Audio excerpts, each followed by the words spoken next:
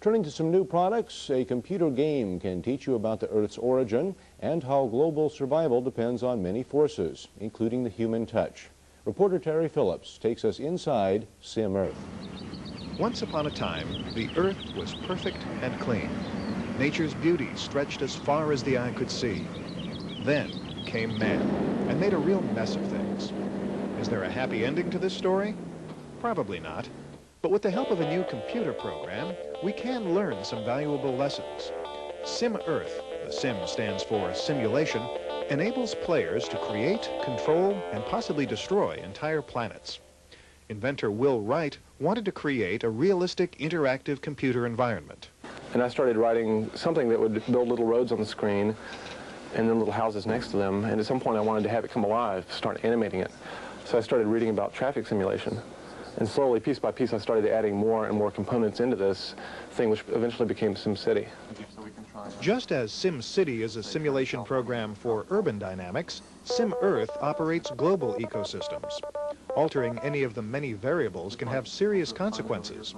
The design process was, understandably, quite difficult. Most of our simulations are built around so-called cellular autonoma technology, which is basically having a grid in the computer with each point in the grid representing something, be it a road or a building or a river.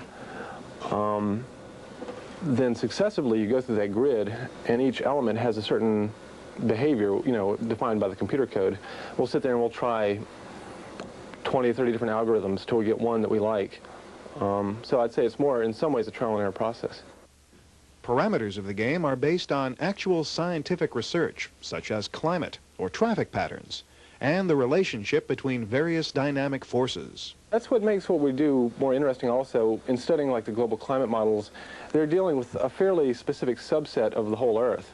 Most of them don't take into account the biological processes that interact with the atmosphere or the geologic processes. But we were trying to integrate all of that, so we had to study a lot of the connections that are very understudied right now. Perhaps the greatest challenge is finding a balance between a very complex but accurate model and a game which is less complex but very playable. What normally might be a small blip on the graph, we try to make a giant spike because people have to see it exaggerated, like a caricature, to really understand what's going on.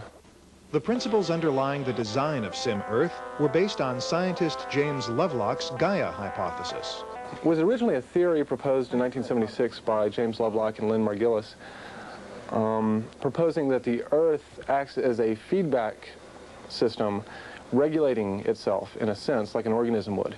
Very much like an organism would regulate its bodily temperature. The planet, in a sense, can regulate the temperature by changing the atmospheric composition and a number of other factors. When they first proposed this, most people thought it was pretty out in left field, but as the evidence is starting to pile up, and a lot more people are starting to look at their ideas very seriously, and it's almost to the point where I think their ideas are becoming the paradigm for understanding the Earth's behavior.